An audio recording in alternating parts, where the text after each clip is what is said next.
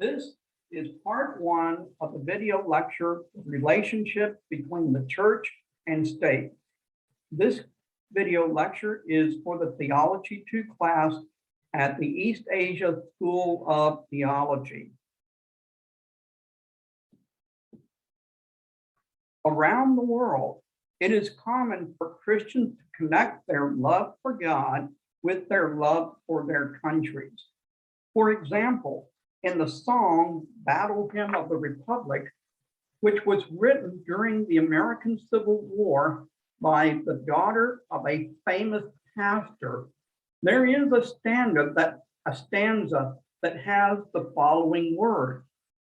In the beauty of the lily, Christ was born across the sea, with a glory in his bosom that transfigures you and me.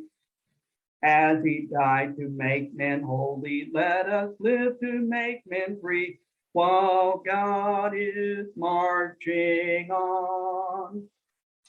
And even Great Britain's national anthem starts with the word, God save the Queen, long live our glorious Queen, God save the Queen. But what is the proper relationship between the church and the state? Is it right for Christians to love their countries, or is patriotism the same thing as idolatry? One of the most difficult questions to answer in our modern age is the proper relationship between the church and the state. Today, we will attempt to look at this issue historically, currently, and biblically to try to and get a better picture of how we as the church are to relate to governing authorities allowed to govern over us by a sovereign God. Now, this lesson covers a lot of ground, so I'm breaking this lecture up into 3 separate sections. So this is part 1 of our video lecture. Then we'll have part 2 of the video lecture, and then I'll do part 3 of this video lecture. Okay, so let's look at some historical models for the relationship between church and state. The first model is that of integration. While the church itself did not come into existence until the day of Pentecost in the 1st century AD, the relationship between religion and government stretches back to ancient times.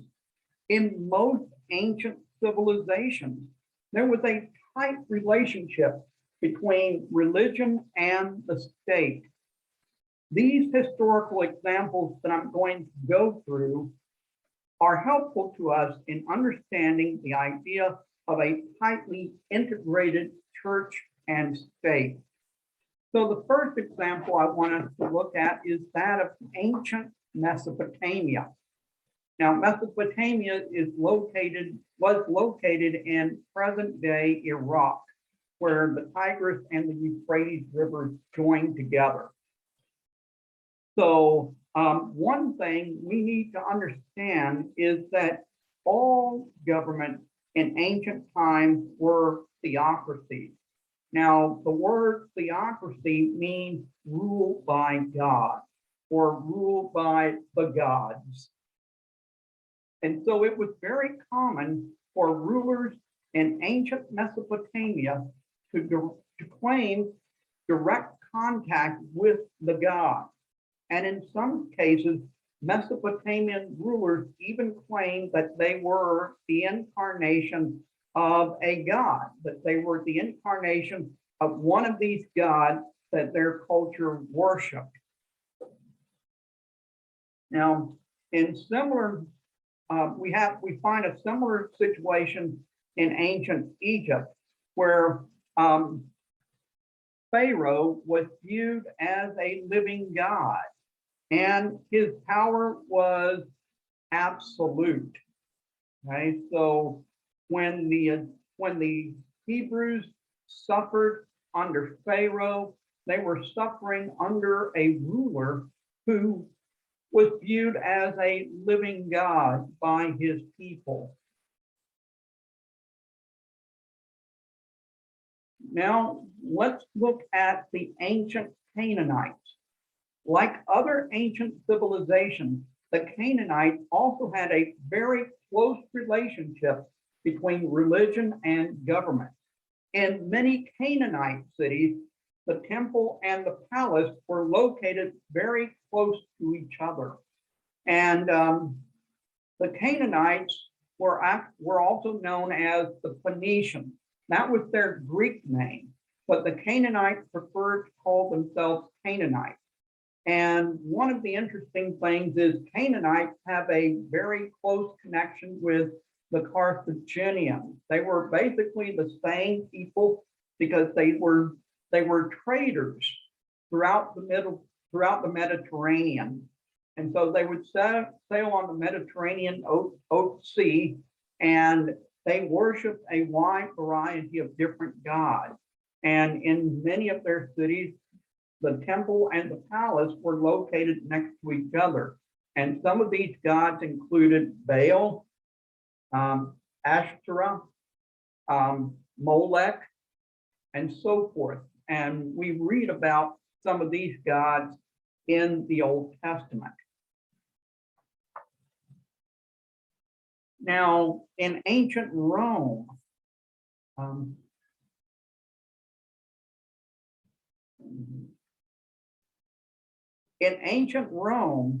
the imperial cult grew up around the Roman emperors. These cults identified Roman emperors and their families as having the same divinely sanctioned authority as the Roman state itself. Now, as time went by, it became common practice for the Roman Senate to honor dead emperors by declaring them to be divine. And later still, living Roman emperors began to declare themselves to be living gods. And in New Testament times, this was one of the sources of friction between Christians and the Roman government, because the Roman government required everyone in the Roman Empire to offer up a pinch of incense to Caesar once a year and to declare Caesar is Lord. And they said, you can worship whatever God you want, or however many gods you want for the rest of the year, but one time a year, you must offer up this incense to Caesar and declare Caesar is Lord, which was basically a statement of divinity. And Christians refused to do this because Christians said there is only one Lord, there is only one God, and that is the Lord Jesus Christ. And that's why the statement Jesus is Lord was actually a political statement that Christians made in the first century. And in the second century, in contrast to this, to the other statement that Caesar is Lord.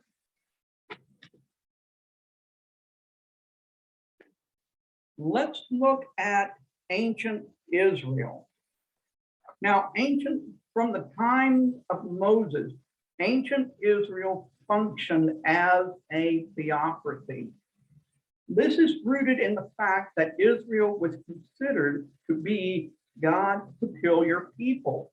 For example, in Exodus chapter 19, verses 5 and 6, we read these words. Now, if you obey me fully, and this was God speaking to the Israelites through Moses. Now, if you obey me fully and keep my covenant, then out of all nations, you will be my treasured possession. Although the whole earth is mine, you will be for me a kingdom of priests and a holy nation.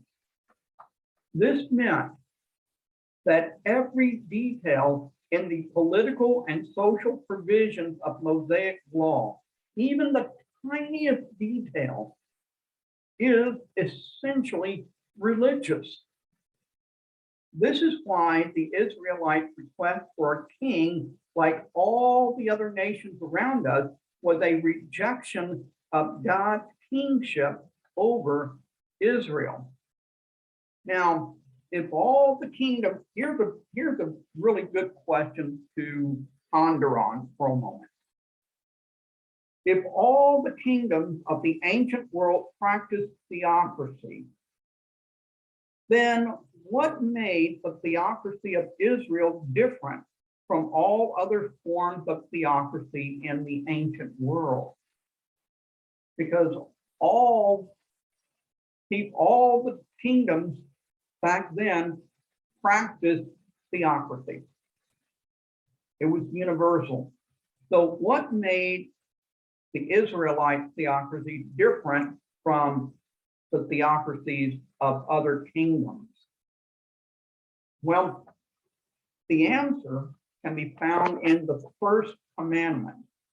And this is found in Exodus 20, verses 2 and 3, where God says, I am the Lord your God, who brought you out of Egypt, out of the land of slavery.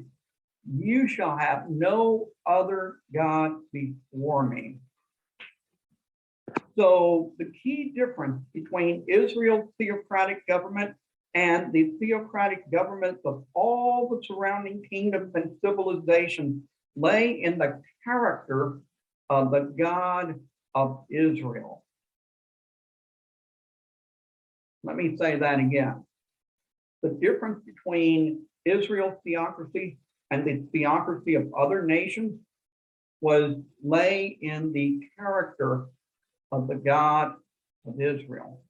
Because according to the Bible, Yahweh is a God who is characterized by ethical conduct.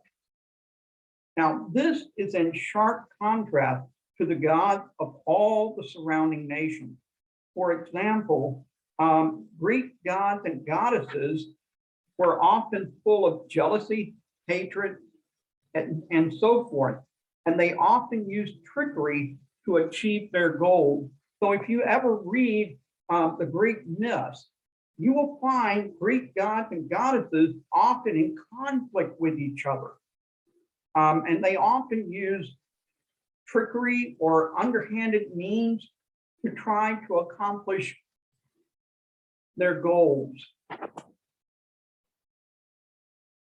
We also have the example of creation story, because one of the things is that the creation account of Genesis is not the only creation account that existed in the ancient Middle East. In fact, there were numerous creation accounts, and many of them actually bear parallels with the creation account in Genesis. But once again, there is a huge difference between the creation account of the Bible and the creation account of all the other nations. And the difference is this: the creation stories of Mesopotamian and other peoples were characterized by violence and chaos. In their creation account, there was usually some kind of war or conflict or some kind of chaos or violence going on that led to the creation of the world. Now, the creation account in Genesis, on the other hand, is quite different, because the Genesis creation account is marked by order and peace, or to use the Hebrew word, it was marked by shalom. Now, shalom is the Hebrew word for peace, but it means not just peace. It also means human flourishing, the kind of life that God has intended for us.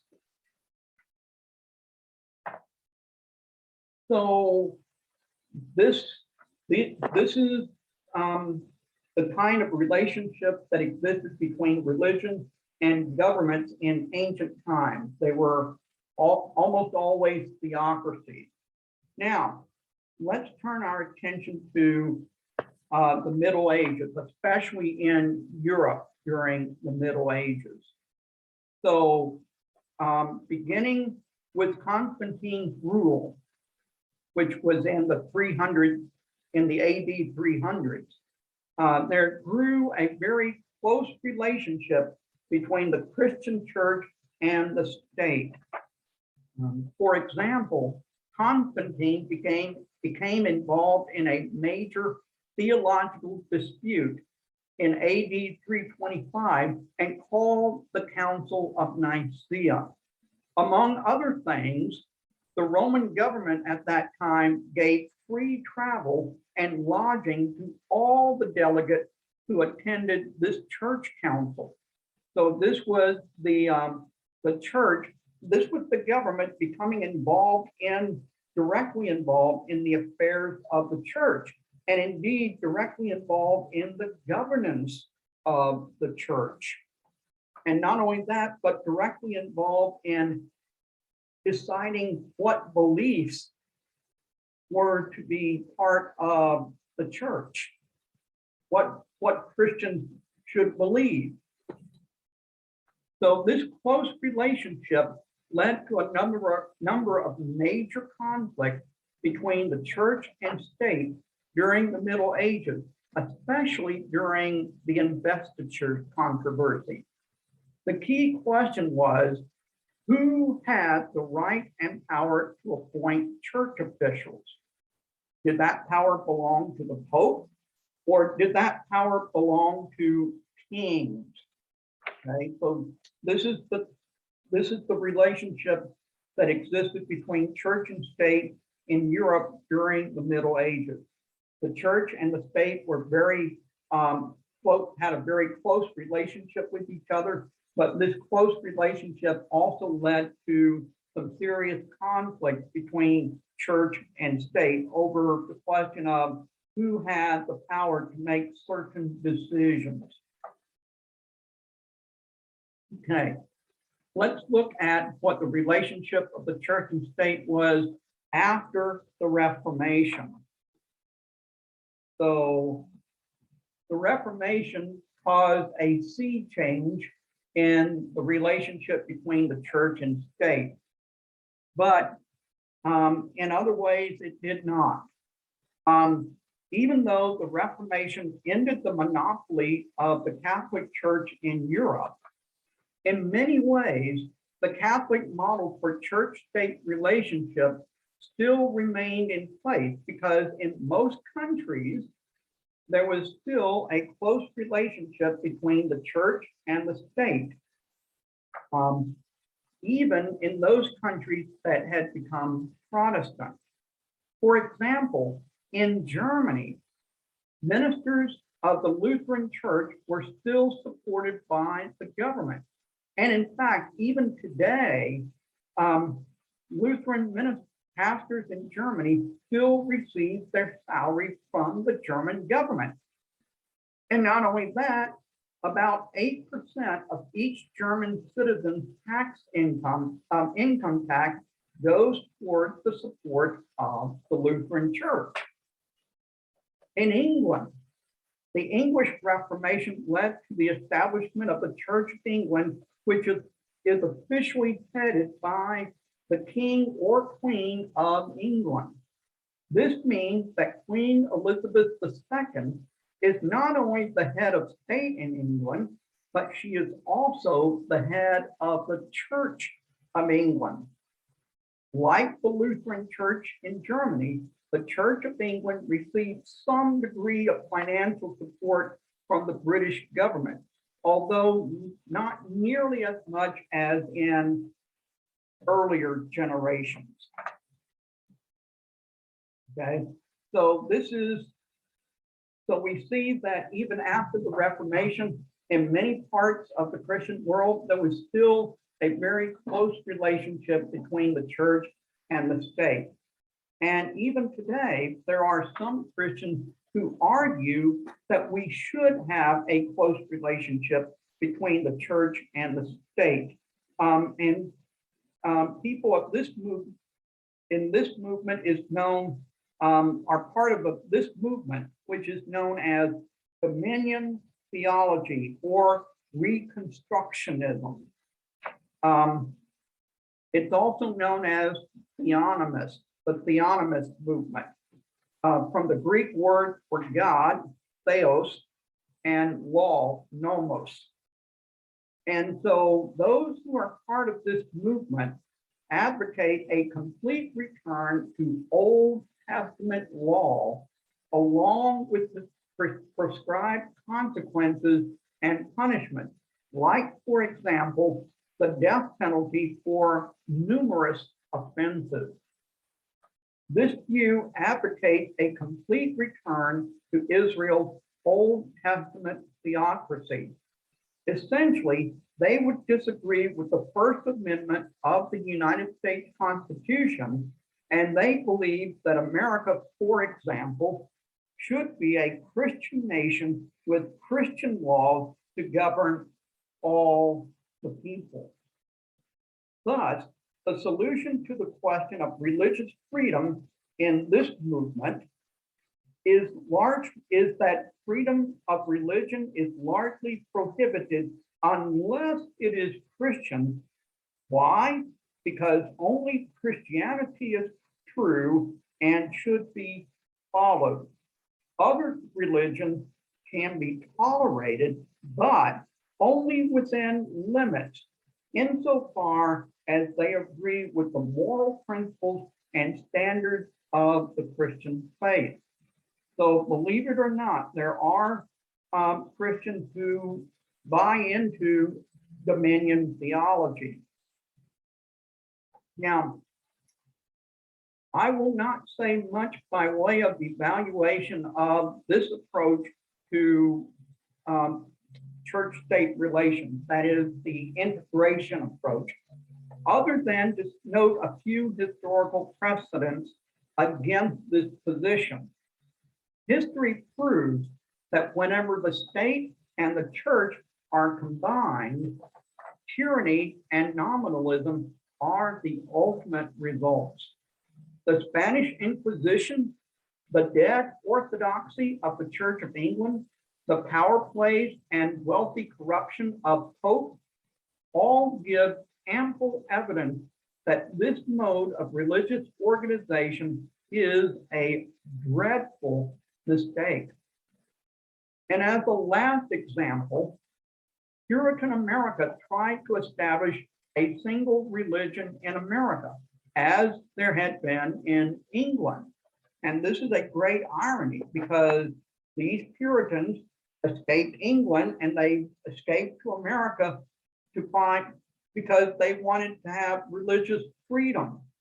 But then they themselves came to deny religious freedom to other Christians, such as Quakers, Catholics, Baptists, Methodists, and many others who did not believe in exactly the same way as the Puritans did.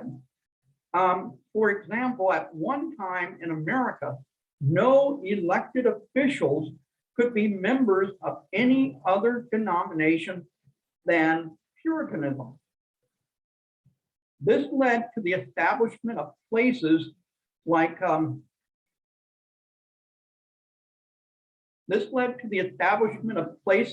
Pennsylvania and Rhode Island, and even Maryland for the Catholics, as sanctuaries for the religiously oppressed. Thankfully, America's founding fathers attempted to establish a republic, which is a form of government where laws are based upon a broad foundation of moral principles that can be agreed upon by a relatively large range of religions and worldviews. More can be said, of course, in reference to the Reconstructionist problems with making Israel the church, integrating the church and state, and trying to understand the differences between the Old and the New Testament, but due to time constraints, we simply cannot delve into those subjects now. And just as a last note, this picture is a picture showing the execution of Mary Dyer, who was a Quaker in Boston on June 1st, 1660. So Mary Dyer was a Quaker. She was warned repeatedly by the authorities and Puritan authorities in Boston not to enter the city, and Mary Dyer disregarded those warnings. And so in the end, she was executed because she did not agree with the exact same beliefs as the Puritans. Okay, now let's talk about the problems of the imperial and papal vision of church-state relations. So this is the imperial vision of church-state relations. In the imperial vision, the state places itself in power above the church and sees the church as a subject of the state. So this would be, for example, the approach taken by Constantine when he called for and organized the Council of Nicaea. Okay. Now, the papal vision of church-state relations is a bit different. In the papal vision, the church sees the state as subject to the divine dictates and power of the church, such that the church has the ultimate authority to determine matters in the state. So these two visions both envision a close relationship between the church and the state, but each vision comes at this from a different angle. So the imperial vision says that the state should control the church, but the papal vision says that the church should control the state.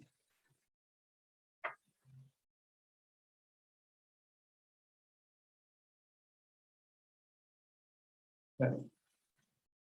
Now, there is a second model for the relationship between church and state, and that model is separation. Now, the first example of separation I want to mention is our countercultural and minority groups. This would include groups who are separatists by choice, such as the Amish and Mennonites, for example, and others like the Copts in Egypt, who are minorities and countercultural Christian groups by virtue of their geographic and cultural locations rather than by their own choice. So some groups like the Mennonites and the Amish are minorities or countercultural by choice. Other groups like the Copts in Egypt are countercultural or minority because of the circumstance, because of the historical, geographic, and political circumstances that they find themselves in. In other words, groups like the Copts do not choose to be countercultural or in a minority group.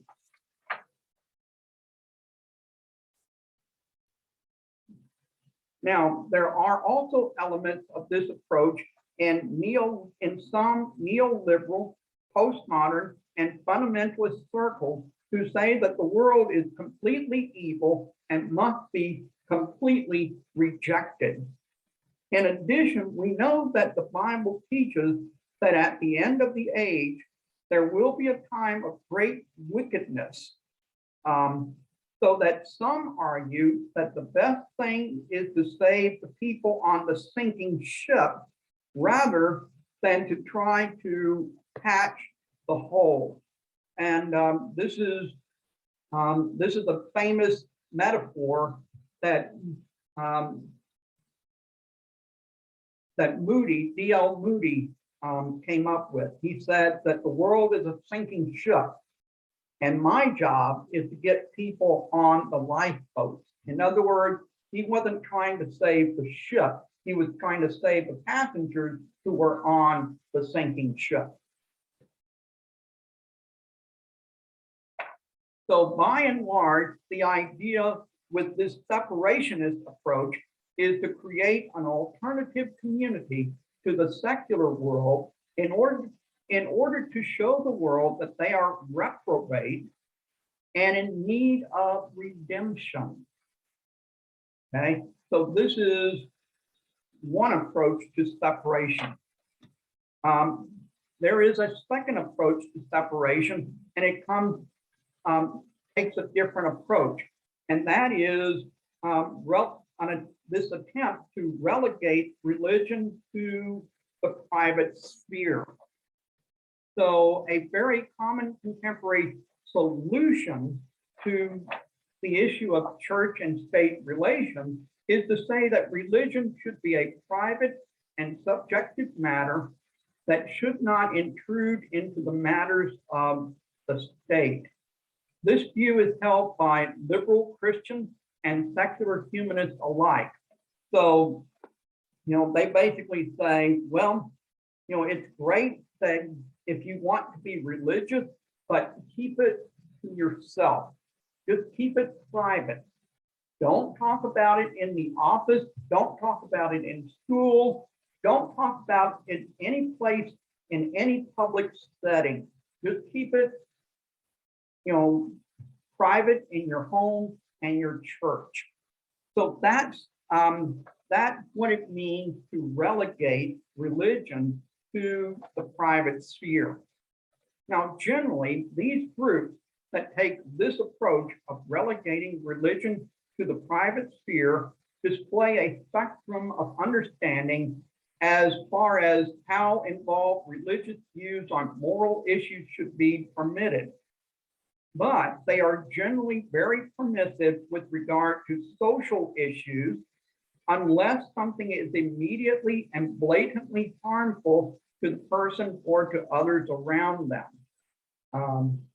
So like they would be in favor of maybe recreational drugs, as long as these drugs don't harm others, or they might be in favor of other forms of social behavior that would be considered unbiblical.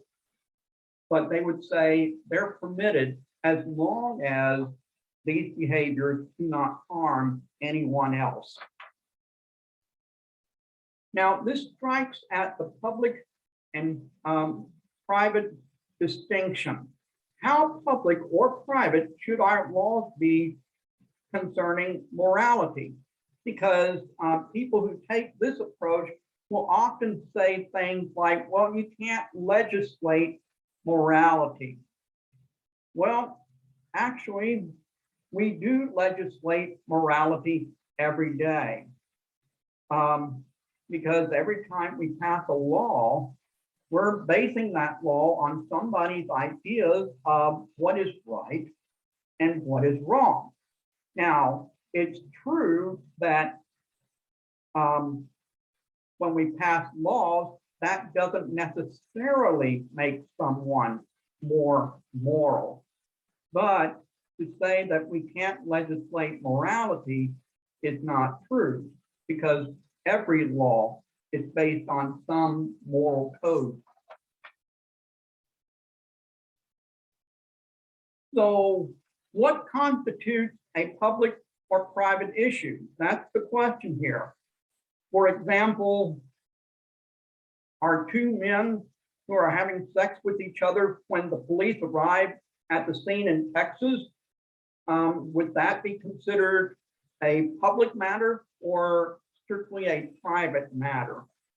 Was their act a public one or a private one? Should the government deter these things through legal sanction or not? Why? Okay, so there are people who would argue both sides of that case. And so that is part of what's involved in this idea of let's just separate religion to the private sphere and leave the public arena alone. Okay. So here the assumption is made that because religion is primarily, if not exclusively, a private matter for each individual, the removal and prevention of religious influence in public life is acceptable on the grounds that religious practitioners are still free to worship and carry out their religious ceremonies in the privacy and comfort of their harmless little enclave. Okay, so that ends part one, and we're going to continue with part two. So please go to part two of this video lecture.